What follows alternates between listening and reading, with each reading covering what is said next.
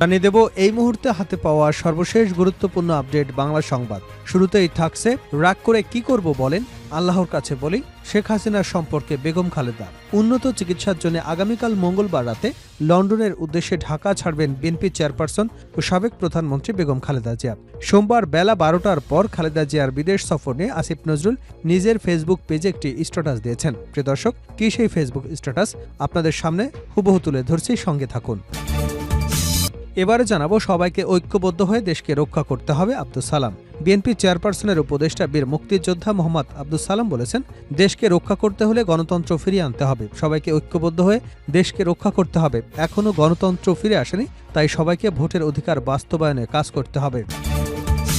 জানাবো, এক দল খেয়েছে আর এক দল খাওয়ার জন্য রেডি হয়ে আছে, জবাব দিলেন ইশরাক। শেখ হাসিনার বিরুদ্ধে যে ঐক্য সৃষ্টি হয়েছে, সেই ঐক্য বিনষ্ট হলে দেশ এবং জনগণের ক্ষতি হবে বলে মন্তব্য করেছেন বিএনপির আন্তর্জাতিক বিষয়ক কমিটির সদস্য ও ঢাকা মহানগর দক্ষিণ বিএনপির সিনিয়র সদস্য ইঞ্জিনিয়ার ইশরাক হোসেন। এদিকে টেকনাফ সীমান্তে আগুনের কুণ্ডলী, গোলার শব্দ, রোহিঙ্গা ঢলের শঙ্কা। মিয়ানমার সীমান্তে কিছুদিন শান্ত থাকার পর কক্সবাজারের টেকনাফ সীমান্তের ওপারে মিয়ানমারে গৃহযুদ্ধের জেরে নতুন করে রাখাইনে আগুনের কুণ্ডলী এবং ধোঁয়া উঠতে দেখা গেছে। পাশাপাশি গোলার বিকট শব্দও শুনেছেন সীমান্তের বাসিন্দারা। এতে নতুন করে রোহিঙ্গা ঢল অনুপ্রবেশের আশঙ্কায় নাপ নদীর পাশাপাশি উপকূল এলাকায় টহল জোরদার করেছে বাংলাদেশ বর্ডার গার্ড। এবারে থাকছে, রাতে স্থায়ী কমিটির জরুরি বৈঠক ডেকেছেন তারেক রহমান। আজ সোমবার রাতে এই বৈঠক ডেকেছেন দলের ভারপ্রাপ্ত চেয়ারম্যান তারেক রহমান। রাজধানীর গুলশানে বিএনপি চেয়ারপারসনের রাজনৈতিক কার্যালয়ে তারেক রহমানের সভাপতিত্বে বৈঠক অনুষ্ঠিত হবে। বিএনপি চেয়ারপারসনের প্রেসিং কর্মকর্তা শামসুজ্জামান দিদার এ তথ্য নিশ্চিত করেছেন। তিনি জানান, বিএনপির ভারপ্রাপ্ত চেয়ারম্যান তারেক রহমান এ বৈঠকে ভার্চুয়ালি যুক্ত থাকবেন। এবং সর্বশেষ জানাবো আন্তর্জাতিক সংবাদ। নেতানিয়াহুর জন্য হুমকি হয়ে উঠেছে এরদোয়ান। গাজা যুদ্ধ শুরুর পর ইসরায়েল এবং তুরস্কের মধ্যে সম্পর্কের চূড়ান্ত অবনতি ঘটে। দফায় দফায় উত্তপ্ত বাক্য বিনিময় করেন এরদোয়ান ও নেতানিয়াহু। এমনকি ইসরায়েলের সঙ্গে বাণিজ্য সম্পর্ক ছিন্ন করে তুরস্ক। তবে শক্তিশালী দেশ দুটি কখনো সরাসরি সংঘাতে না জড়ালেও এবার সেই শঙ্কাই তৈরি হয়েছে বলে প্রতিবেদনে জানিয়েছে টাইমস অফ ইসরায়েল। ইসরায়েল ভিত্তিক সংবাদ মাধ্যমটি বলছে, সিরিয়া ইস্যুতে এখন মুখোমুখি দাঁড়িয়ে আছেন এরদোয়ান এবং নেতানিয়াহু। বাশার আল আসাদের পতনের পর দামেস্কের ক্ষমতা এখন বিদ্রোহীদের হাতে। তুরস্ক সেখানে নিজের একক উপস্থিতি নিশ্চিত করতে চাচ্ছে, যাকে নিঃস্বার্থের জন্য বড় হুমকি মনে করছে তেল আবিব। এতক্ষণ শিরোনাম শুনছিলেন, এবার বিস্তারিত। প্রিয় দর্শক, আপনি যদি এই চ্যানেলে নতুন হয়ে থাকেন, ভিডিওটি দেখতে দেখতে চ্যানেলটি সাবস্ক্রাইব করে আমাদের সঙ্গে থাকুন। আর এই ভিডিও সম্পর্কে আপনি আপনার মূল্যবান মতামতটি কমেন্ট বক্সে জানিয়ে দিন। আর হ্যাঁ প্রিয় দর্শক, জানিয়ে দিন ভিডিওটি কোথা থেকে দেখছেন। রাগ করে কি করব বলেন, আল্লাহর কাছে বলি। হাসিনা প্রসঙ্গে বেগম খালেদা। উন্নত চিকিৎসার জন্য আগামীকাল মঙ্গলবার রাতে লন্ডনের উদ্দেশ্যে ঢাকা ছাড়বেন বিএনপি চেয়ারপারসন ও সাবেক প্রধানমন্ত্রী খালেদা জিয়া। সোমবার বেলা 12টার পর খালেদা জিয়ার বিশেষ সফর নিয়ে আসিফ নজরুল নিজের ফেসবুক পেজে একটি স্ট্যাটাস দিয়েছেন। সেই স্ট্যাটাসে তিনি লিখেছেন, চিকিৎসার জন্য নভেম্বরে বেগম খালেদা জিয়ার বিদেশে যাবার সম্ভাবনা ছিল। সেরকম একটা সময় আমি ওনার সঙ্গে সৌজন্যমূলক সাক্ষাৎ করতে যাই। একান্তে কিছুক্ষণ কথা হয় ওনার সঙ্গে। বেগম জিয়া গণঅভ্যুত্থানে ছাত্রদের নেতৃত্বের প্রশংসা করেন এবং অন্তর্বর্তী সরকারের সাফল্য কামনা করেন। জানান, সবসময় তিনি খবর রাখেন দেশের।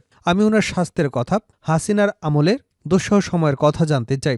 লক্ষ্য করি তিনি একবারও শেখ হাসিনার নাম নিচ্ছে না। অবশেষে সরাসরি জানতে চাই, এত সাফার করলেন আপনি, শেখ হাসিনার উপর রাগ লাগেন আপনার? তিনি একটু নীরব থাকেন। এরপর ম্লান কণ্ঠে বলেন, রাগ করে কি করব বলেন, আল্লাহর কাছে বলি। আমি অবাক হই, 15টা বছর শেখ হাসিনা কি জঘন্য এবং অশ্লীল মিথ্যাচার আর নির্মম নির্যাতন করেছেন বেগম জিয়ার প্রতি, অথচ একটা খারাপ শব্দও তিনি উচ্চারণ করলেন না শেখ হাসিনাকে নিয়ে। আগামীকাল বেগম জিয়া চিকিৎসার জন্য লন্ডনে যাচ্ছেন। আল্লাহর কাছে দোয়া করি তিনি যেন সম্পূর্ণ সুস্থ হয়ে দেশে ফিরে আসেন, আবার যেন ভূমিকা রাখতে পারেন বাংলাদেশের গণতন্ত্র আর অগ্রগতির বিনির্মাণে। সবাইকে ঐক্যবদ্ধ হয়ে দেশকে রক্ষা করতে হবে আব্দুস সালাম। বিএনপি চেয়ারপারসনের উপদেষ্টা বীর মুক্তিযোদ্ধা মোহাম্মদ আব্দুস সালাম বলেছেন, দেশকে রক্ষা করতে হলে গণতন্ত্র ফিরিয়ে আনতে হবে। সবাইকে ঐক্যবদ্ধ হয়ে দেশকে রক্ষা করতে হবে। এখনও গণতন্ত্র ফিরে আসেনি, তাই সবাইকে ভোটের অধিকার বাস্তবায়নে কাজ করতে হবে। সোমবার বেলা 11টার দিকে টিএমএসএস মহিলা মার্কেটের হলরুমে বগুড়া জেলা বিএনপির উদ্যোগে কর্মী সভায় প্রধান অতিথির বক্তব্যে তিনি এসব কথা বলেন। আব্দুস সালাম বলেন, দেশের মানুষকে বাঁচাতে হলে বিএনপির বিকল্প নেই। খালেদা জিয়া এবং তারেক রহমান ঐক্যে বিশ্বাস করে, তারা সবাইকে নিয়ে কাজ করতে চান। আসুন ঐক্যবদ্ধ হয়ে আমরা ষড়যন্ত্র মোকাবেলার মধ্য দিয়ে মানুষের হারিয়ে যাওয়া অধিকার ফিরিয়ে দেই। একদল খেয়েছে, আরেক দল খাওয়ার জন্য রেডি হয়ে আছে, জবাব দিলেন ইশরাক। শেখ হাসিনার বিরুদ্ধে যে ঐক্য সৃষ্টি হয়েছে সেই ঐক্য বিনষ্ট করলে দেশ এবং জনগণের ক্ষতি হবে বলে মন্তব্য করেছেন বিএনপির আন্তর্জাতিক বিষয়ক কমিটির অন্যতম সদস্য ও ঢাকা মহানগর দক্ষিণ বিএনপির সিনিয়র সদস্য ইঞ্জিনিয়ার ইশরাক হোসেন। সোমবার দুপুরে রাজধানীর সূত্রাপুরে অবিভক্ত ঢাকার সাবেক মেয়র মরহুম সাদেক হোসেন খোকার ফাউন্ডেশনের পক্ষ থেকে শীতার্ত মানুষের মাঝে শীতবস্ত্র বিতরণ অনুষ্ঠানে একথা বলেন তিনি। বিএনপির এই তরুণ নেতা বলেন, গতকাল একটি বৃহৎ বক্তার মুখে শুনলাম একদল খেয়ে গেছে, আরেক দল খাওয়ার জন্য বসে রয়েছে। আমি তাদের উদ্দেশ্যে বলতে চাই, এ ধরনের মন্তব্য করে ঐক্য বিনষ্ট করলে দেশ এবং জনগণের ক্ষতি হবে। আমরা ১৬ বছর দেশনেত্রী বেগম খালেদা জিয়া এবং তারেক রহমানের নেতৃত্বে আন্দোলন সংগ্রাম করেছি, সেটি একটি ঐতিহাসিক হয়ে থাকবে। আমাদের হাজার হাজার ভাইরা গুম হয়েছেন, খুন হয়েছেন, ব্যবসা প্রতিষ্ঠান নষ্ট হয়েছে, মিথ্যা মামলায় বারবার জেলে গিয়েছে। আমাদের মতো এত নির্যাতন অন্য কোনো দল সহ্য করেনি। অতএব কেউ বলে খাবার জন্য বসে আছি, তারা বোকার স্বর্গে বসবাস করছে। আপনারা ইতিপূর্বে খেতে পেরেছেন কিনা এজন্য হয়তো আপনাদের মনে ক্ষোভ থাকতে পারে যে আপনারা কোনোদিন রাষ্ট্র ক্ষমতায় যেতে পারেন নাই, যেতেও পারবেন না। কিংস পার্টির বিষয়টি সামনে এনে ইশরাক হোসেন বলেন, একটি কিংস পার্টি তৈরির চেষ্টা করছেন। সরকারে যারা আছেন তারা কিংস পার্টি তৈরি করে ক্ষমতায় আসার চক্রান্ত করছেন, বিভিন্ন রাজনৈতিক বক্তব্য দিয়ে অনৈক্য সৃষ্টি করছেন। এতে করে শেখ হাসিনা এবং আওয়ামী লীগের লাভই হবে। এসব কথাবার্তা বলে ঐক্য নষ্ট করবেন না। তিনি বলেন, ৫ই আগস্টের পর বৈষম্য বিরোধী একটি দালাল শ্রেণী তৈরি হয়েছে, যারা সরকারের বিভিন্ন দপ্তরে গিয়ে বদলি বাণিজ্য করছে। অতএব যারা বদলি বাণিজ্য করে তাদের মুখে অনেক কথাই মানায় না। আমরা অনেক গণতান্ত্রিক মনোভাবের পরিচয় দিয়েছি, আবারও যে কোনো মূল্যে জনগণের ভোটাধিকার ফিরিয়ে দিতে প্রস্তুত আছি। টেকনাফ সীমান্তে আগুনের কুণ্ডলী ও গোলার শব্দ, রোহিঙ্গা ঢলের শঙ্কা। মিয়ানমার সীমান্ত কিছুদিন শান্ত থাকার পর কক্সবাজারের টেকনাফ সীমান্তের ওপারে মিয়ানমারে গৃহযুদ্ধের জেরে নতুন করে রাখাইনে আগুনের কুণ্ডলী এবং ধোঁয়া উঠতে দেখা গেছে। পাশাপাশি গোলার বিকট শব্দ শুনেছেন সীমান্তের বাসিন্দারা। এতে করে রোহিঙ্গা ঢল অনুপ্রবেশের আশঙ্কায় নাফ নদীর পাশাপাশি উপকূল এলাকায়ও টহল জোরদার করেছে বাংলাদেশ বর্ডার গার্ড। সোমবার সকাল থেকে কক্সবাজারের টেকনাফ পৌরসভার নাইট্যাংপাড়া সহ ৩টি জায়গায় ওপারে আগুনের কুণ্ডলী এবং ধোঁয়া উঠতে দেখা গেছে। নতুন করে রোহিঙ্গা অনুপ্রবেশের আশঙ্কায় সীমান্তে আমাদের টহল জোরদার করেছে বলে স্বীকার করেন টেকনাফ ২ বিজিবির উপ অধিনায়ক মেজর ইশতিয়াক আহমেদ। তিনি বলেন, আমাদের কাছেও খবর রয়েছে ফের রোহিঙ্গা অনুপ্রবেশ হতে পারে, কিন্তু আমরা নতুন করে কাউকে ঢুকতে দিচ্ছি না। বিশেষ করে বিজিবি তৎপরতার কারণে নাফ নদীর সীমান্তে অনুপ্রবেশ বন্ধ রয়েছে। তবে অনেক ক্ষেত্রে গভীর সাগরপথে অনুপ্রবেশের চেষ্টা করে থাকে, আমরা সেখানেও তাদের প্রতিহত করছি। বিজিবি কর্মকর্তা আরও বলেন, অনুপ্রবেশ রোধে আমরা নাফ নদীর পাশাপাশি উপকূল এলাকায় টহল জোরদার রেখেছি, যাতে নতুন করে কেউ বাংলাদেশে অনুপ্রবেশ করতে না পারে।